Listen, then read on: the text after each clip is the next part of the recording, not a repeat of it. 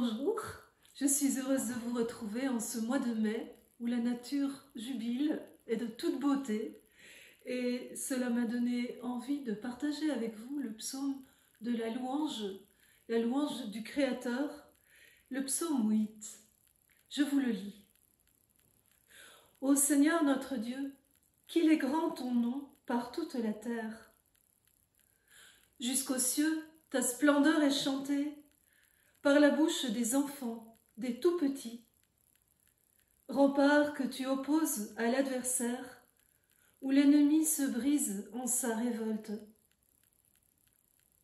À voir ton ciel, ouvrage de tes doigts, la lune et les étoiles que tu fixas. Qu'est-ce que l'homme pour que tu penses à lui?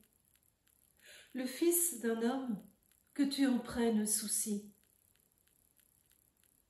Tu l'as voulu un peu moindre qu'un Dieu, le couronnant de gloire et d'honneur.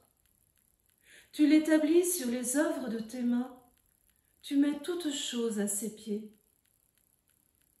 Les troupeaux de bœufs et de brebis, et même les bêtes sauvages, les oiseaux du ciel et les poissons de la mer, tout ce qui va son chemin dans les eaux. Ô Seigneur notre Dieu, qu'il est grand ton nom par toute la terre. Ô, voilà le premier mot du psaume. Un mot d'émerveillement, un mot de surprise. Ô Seigneur notre Dieu, qu'il est grand ton nom par toute la terre. C'est une exclamation, un émerveillement qui provient d'un sentiment de gratitude. Qu'est-ce que la louange, sinon l'émerveillement et la gratitude devant quelque chose de magnifique qui nous est donné et qui donc nous précède, qui vient avant. La louange, c'est un chant qui monte du plus profond de l'être, comme une vague et qui s'élève, comme une onde de joie poussée de l'intérieur par un mouvement irrésistible. Ce psaume est en fait le premier psaume de louange du psautier. Les psaumes précédents évoquent plutôt le combat et les choses difficiles dans lesquelles nous nous trouvons au quotidien. La louange appartient aux tout-petits. C'est ce qui est dit au verset 3. Jusqu'aux cieux, ta splendeur est chantée par la bouche des enfants, des tout-petits. Rempart que tu opposes à l'adversaire, où l'ennemi se brise en sa révolte. En réalité, les commentateurs vous diront que c'est une phrase difficile à traduire, qu'en hébreu ce n'est pas tout à fait clair. Mais notre traduction en a fait quelque chose de magnifique, qui tient la route et qui, de toute façon, évoque l'idée principale de ce verset. Quelle est cette idée? C'est le contraste entre la louange des tout-petits et la force que cette louange représente. Le contraste entre le tout-petit et la force brutale de l'adversaire, face à qui ce tout-petit dresse un rempart de louange. Le mot rempart est en réalité en hébreu le mot force, mais la traduction grecque de la Septante a décidé de mettre là le mot louange précisément. Le tout-petit dresse une louange face à l'adversaire. Quel paradoxe quand on pense que ce tout-petit, c'est littéralement un nourrisson, un bébé qui ne sait pas encore parler, et c'est de lui que vient la vraie louange. L'étonnement rebondit. Il y a un double émerveillement dans ce psaume, un double étonnement. Le premier porte sur Dieu. Ô Seigneur, qu'il est grand ton nom. Et le deuxième porte sur l'homme. Oh, qu'est-ce que l'homme? En hébreu, on a de part et d'autre le mot, l'exclamation « ma ». Qu'il est grand. Qu'est-ce que l'homme? Le regard qui est élevé vers le ciel et vers les étoiles, descend maintenant vers la terre et s'étonne de la grandeur de l'homme. Le regard passe de la verticale à l'horizontale et balaye la terre. Au milieu de tous les êtres vivants, il y a l'homme, le mystère de l'homme. Le mystère de l'homme créé à l'image et à la ressemblance de Dieu. D'autres psaumes évoquent ce mystère de l'homme. Prenons par exemple le psaume 143 qui dit ceci. « Qu'est-ce que l'homme pour que tu le connaisses, Seigneur? Le fils d'un homme pour que tu comptes avec lui? L'homme est semblable à un souffle. Ses jours sont une ombre qui passe. » Ou encore le psaume 102 qui dit ceci. « Il sait de quoi nous sommes pétris. Il se souvient que nous sommes poussière. L'homme, ses jours sont comme l'herbe. Comme la fleur des champs, il fleurit. Dès que souffle le vent, il n'est plus. Même la place où il était l'ignore. » Ou encore le psaume 61. « L'homme n'est qu'un souffle. Les fils des hommes, un mensonge. Sur un plateau de balance, tous ensemble, il serait moins qu'un souffle. » Notre psaume 8 suggère au contraire que l'homme est une merveille au milieu de la création. Il s'étonne de la grandeur que Dieu lui accorde, au point que Dieu daigne penser à lui, s'occuper de lui. Littéralement, qu'est-ce que l'homme pour que tu te souviennes de lui, pour que tu le visites? Se souvenir, visiter. Ces deux verbes sont très souvent associés dans l'Ancien Testament. Quand Dieu fait mémoire, en même temps il visite. Dieu fait mémoire de son peuple. Dieu n'oublie pas son alliance. Dieu se souvient, Dieu agit. Quand on dit que Dieu visite, c'est parce qu'il se souvient et qu'il décide d'intervenir dans la situation.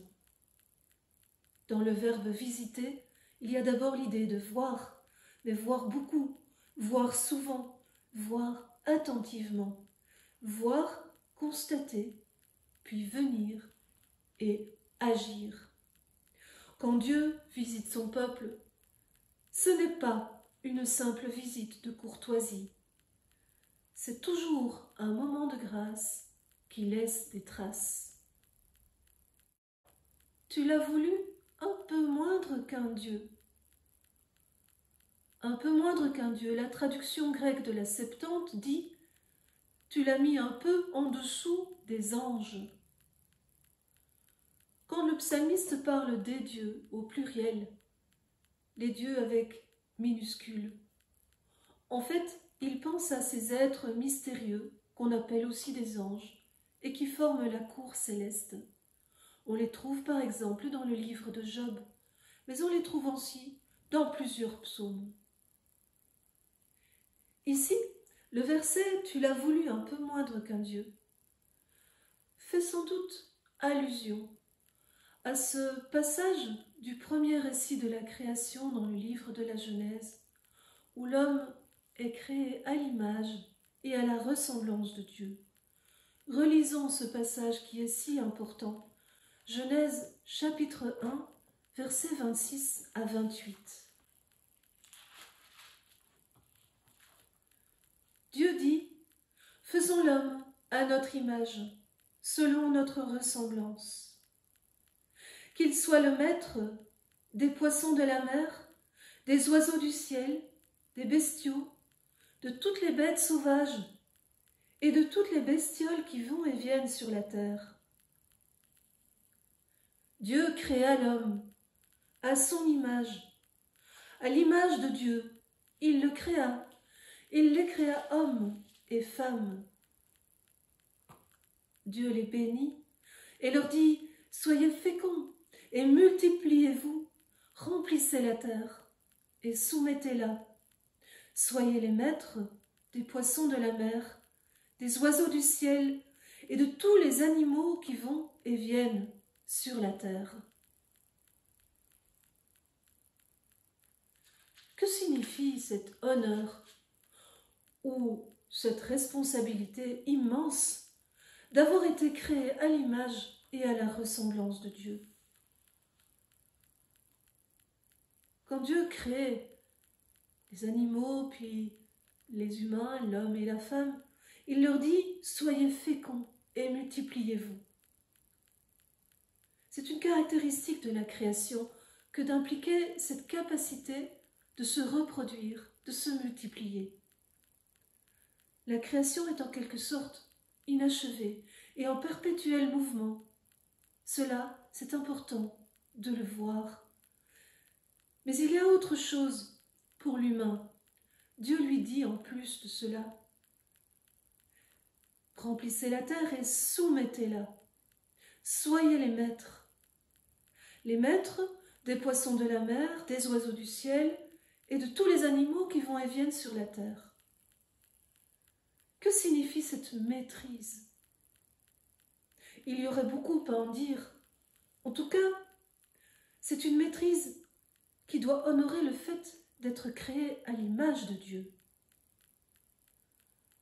Une analyse plus fine du texte permet de voir que c'est une maîtrise qui passera par la non-violence, par la douceur, une maîtrise douce, à l'image de la douceur de Dieu, car la douceur est une force, semblable à cette force des tout-petits dont j'ai déjà parlé. Le psaume 8 dit « Tu l'établis sur les œuvres de tes mains ». Littéralement, tu le fais régner. Quelle est cette royauté? On peut trouver une piste pour répondre à cette question si on va lire le chapitre suivant de la Genèse, l'autre récit de la création, là où Dieu met l'homme dans un jardin et lui dit « De ce jardin, il faut le garder et le cultiver ». Il lui est aussi demandé de nommer les animaux, leur donner un nom. Ce pouvoir de nommer les êtres et les choses, de mettre des mots, des paroles sur le réel, c'est un pouvoir proprement divin. Et Dieu le donne en partage à l'être humain. Que ceci nous aide à réfléchir à la place de l'homme au cœur de la création. En lien avec ce chapitre, j'aimerais maintenant vous citer un peu longuement un passage du livre de Ben Sira. En l'écoutant, vous serez peut-être émerveillés comme moi de la beauté de ce texte, mais en plus vous verrez tous les liens qu'on peut faire avec notre psaume 8. Ben Sira, autrement dit le Siracide, chapitre 17, les versets 1 à 10. Le Seigneur a créé l'homme en le tirant de la terre, et il l'a fait retourner à la terre. Il a donné aux humains des jours comptés, un temps déterminé. Il a remis en leur pouvoir ce qui est sur la terre. Il les a revêtus d'une force pareille à la sienne. Il les a fait à son image.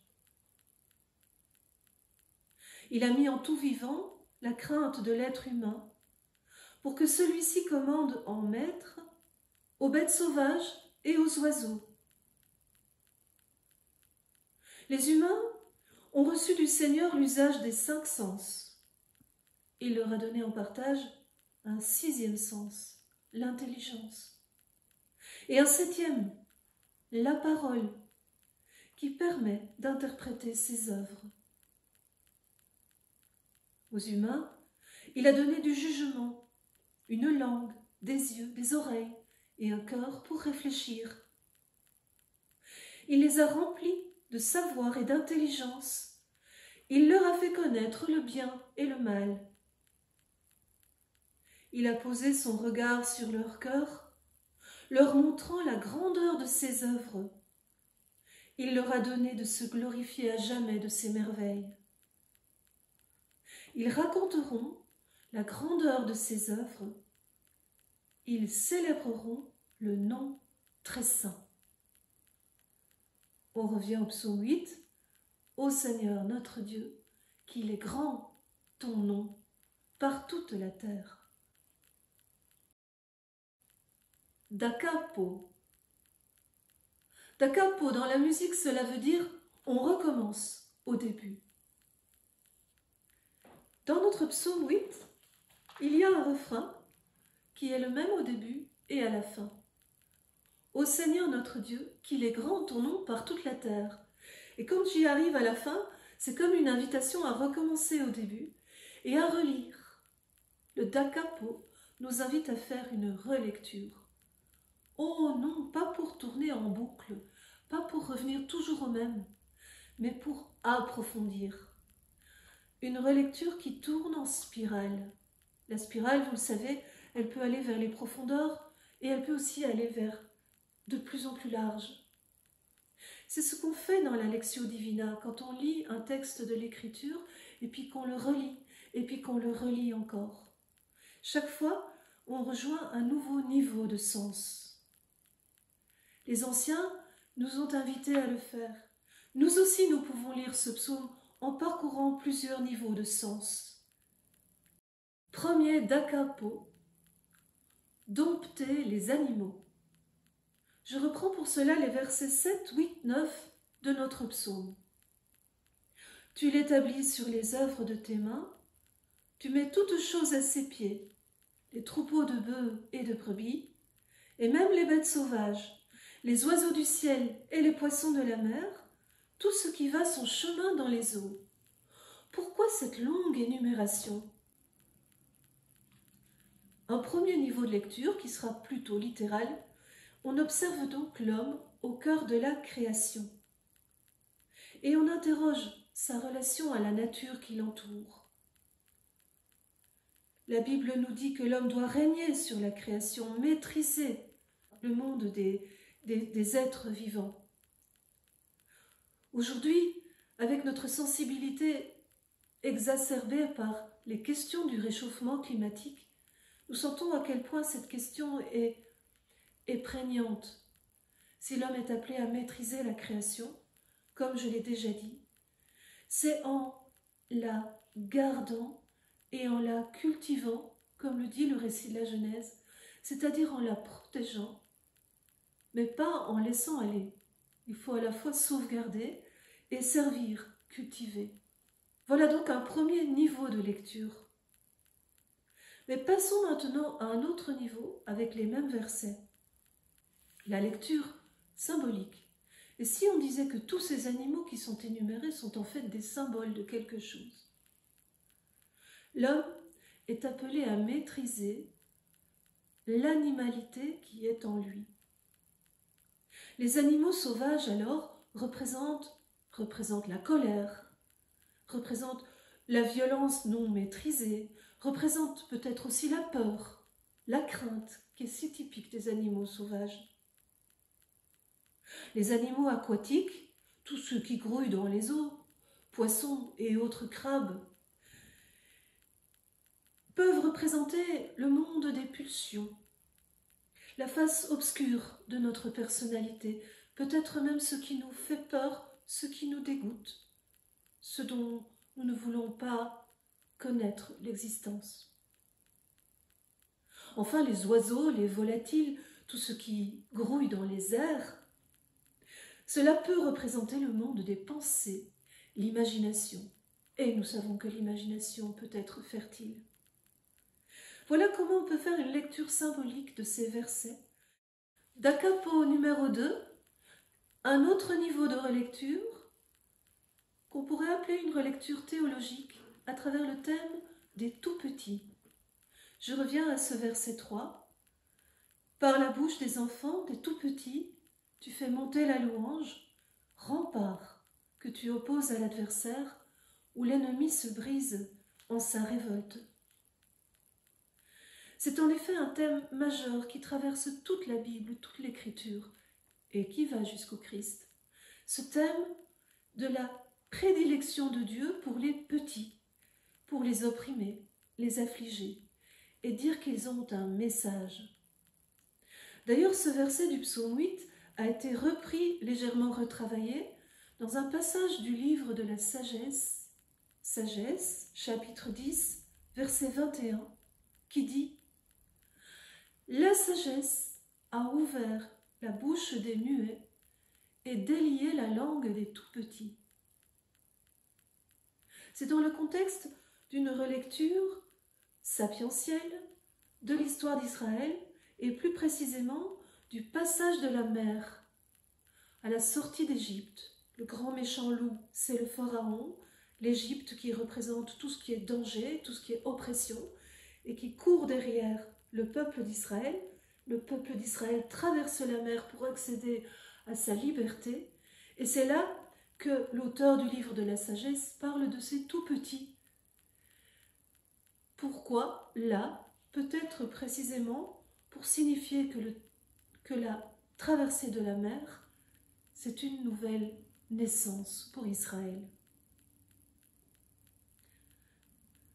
Mais les tout-petits, Jésus en parle aussi.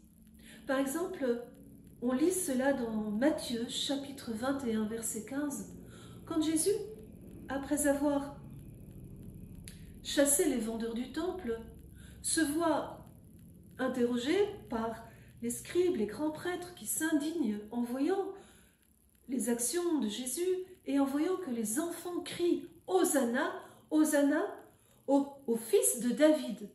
Alors les grands prêtres et les scribes disent à Jésus « Tu te rends compte de ce qu'ils disent ?» Et Jésus « Oui, je me rends compte. N'avez-vous pas lu dans l'Écriture ? De la bouche des enfants, des tout-petits, tu as fait monter une louange. » Là, Jésus s'applique un texte de l'Écriture et utilise la parole des enfants pour le confirmer. C'est remarquable. À un autre endroit de l'évangile de Matthieu, Jésus s'émerveille de ce que la révélation de son mystère est accessible aux tout-petits et pas, hélas pas, aux sages et aux savants. C'est une surprise pour Jésus et sans doute une souffrance. Ce fait que les doctes et les savants ne parviennent pas à entrer dans la compréhension de son message. Mais c'est aussi une consolation pour lui et la source d'une vraie joie de voir que les petits comprennent. Je vous relis ce passage, Matthieu chapitre 11, verset 25. En ce temps-là, Jésus prit la parole et dit « Père, Seigneur du ciel et de la terre, je proclame ta louange. Ce que tu as caché aux sages et aux savants, tu l'as révélé aux tout-petits. » Da capo numéro 3, le Fils de l'homme. C'est dans la même ligne de notre réflexion, mais maintenant nous l'appliquons vraiment plus directement au Christ et nous le faisons en écoutant l'auteur de la lettre aux Hébreux. L'auteur de cette lettre utilise le psaume 8 pour tenter d'expliquer le mystère de l'incarnation. Il dit ceci : « Ce n'est pas à des anges que Dieu a soumis le monde à venir dont nous parlons. » Un psaume l'atteste en disant : « Qu'est-ce que l'homme pour que tu penses à lui ? Le fils d'un homme que tu en prennes souci. Tu l'as abaissé un peu au-dessous des anges, tu l'as couronné de gloire et d'honneur. Tu as mis sous ses pieds toutes choses. » Ainsi, il utilise le psaume 8 pour exprimer le mystère de l'incarnation. Mais il va plus loin, parce que comme le psaume aussi va plus loin, le psaume dit « Tu l'as couronné de gloire et d'honneur, tu as mis sous ses pieds toutes choses ». L'auteur de la lettre aux Hébreux commente : quand Dieu lui a tout soumis, il n'y a rien exclu de cette soumission. Maintenant, nous ne voyons pas encore que tout lui soit soumis, mais Jésus, qui a été abaissé un peu au-dessous des anges, nous le voyons couronné de gloire et d'honneur à cause de sa passion et de sa mort. À cause de sa passion et de sa mort. Il y a donc aussi, en filigrane de ce psaume, cité par la lettre aux Hébreux, le mystère pascal de la mort et de la résurrection du Christ. Un autre verset du psaume 8 m'invite à porter un regard christologique sur ce psaume. C'est le verbe visiter, dont je vous ai déjà parlé. Donc, dans le cadre de l'Ancien Testament, ce verbe appliqué à Dieu signifie que Dieu voit, regarde attentivement et vient et intervient. Or, ce verbe de la visite de Dieu est appliqué au Christ par l'évangéliste Luc. Ainsi, par exemple, dans le cantique de Zacharie. Au début de ce cantique, Zacharie s'exclame « Béni soit le Seigneur, le Dieu d'Israël, qui visite et rachète son peuple. Il a fait surgir la force qui nous sauve dans la maison de David, son serviteur. » Il visite et rachète son peuple.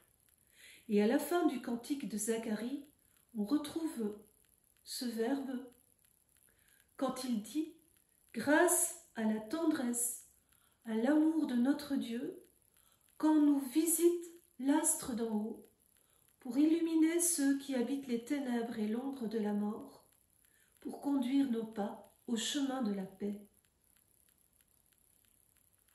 Toujours d'après l'évangéliste Luc, quand Jésus ressuscite le fils de la veuve de Naïm, la foule s'écrie « Un grand prophète s'est levé parmi nous, et Dieu a visité son peuple. »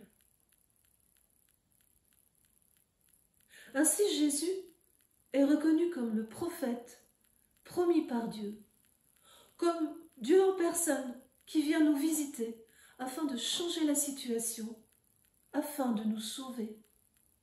Mais il le fait par la force paradoxale de la faiblesse, jusqu'à la croix. Jésus est le tout petit par excellence, celui que l'on a réduit au silence, celui dont la parole se dresse comme un rempart et bouleverse les cœurs endurcis. Par sa croix, il dresse devant l'adversaire un rempart de louanges. Il le fait par la force paradoxale de la faiblesse de la croix. Car comme le dit saint Paul, Dieu choisit la faiblesse pour couvrir de confusion ce qui est fort.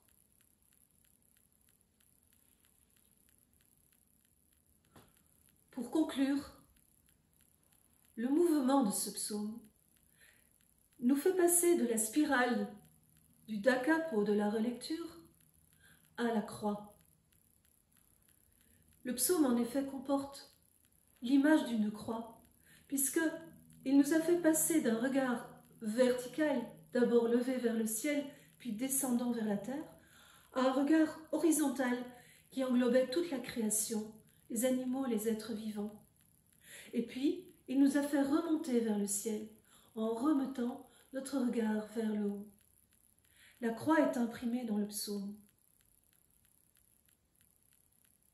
C'est le chemin de Jésus de Nazareth, l'homme parfait, qui a parfaitement maîtrisé la création à lui confiée. Il l'a fait jusqu'à en mourir, mais le Père l'a ressuscité, l'a fait monter au ciel et a tout mis sous ses pieds, afin que le chant du Christ devienne vraiment le chant de louange qui fait cesser la violence de l'adversaire. Cette croix, sans le savoir, le psalmiste l'avait annoncée. Merci.